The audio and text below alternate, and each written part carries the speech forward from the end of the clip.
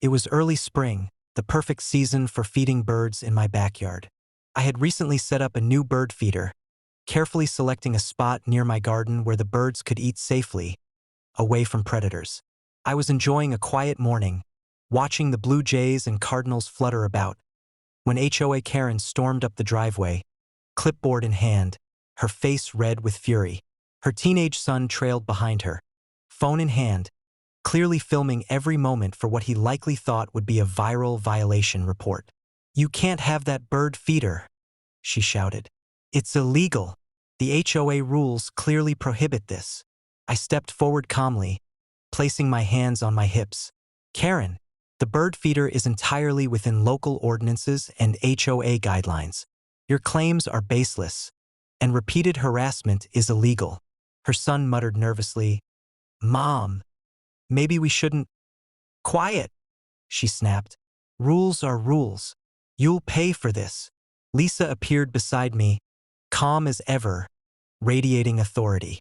"Ma'am, repeated interference with lawful property, including backyard installations, constitutes harassment. Step back immediately, or law enforcement will need to intervene." Karen ignored her entirely, stomping closer to the feeder and waving her clipboard dramatically. "Everyone agrees with me. This is unacceptable." I decided it was time to escalate with a creative, lawful approach. "Karen, if you're concerned about this bird feeder, why don't we make it a little demonstration?" I reached into the shed and brought out a few additional feeders and placed them strategically around the garden. Within minutes, dozens of birds were fluttering, chirping, and feeding, creating a lively, legal spectacle of bird activity that completely overwhelmed Karen's complaints.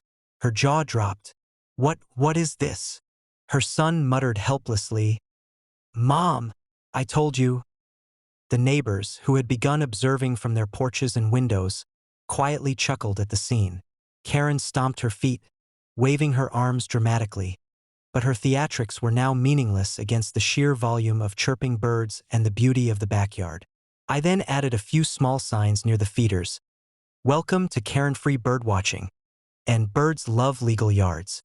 The signs were playful, perfectly legal, and highlighted her repeated overreach. The neighbors quietly applauded, clearly entertained by the clever but lawful response. By mid-morning, Karen had retreated to her house, muttering about rules, fines, and imaginary violations, while her son followed behind, embarrassed and silent. Peace returned to the backyard. The birds continued to feast happily, and Karen's attempt to assert authority had completely backfired. Later that afternoon, I documented the setup with photos and video, ensuring that any future complaints would be easily refuted.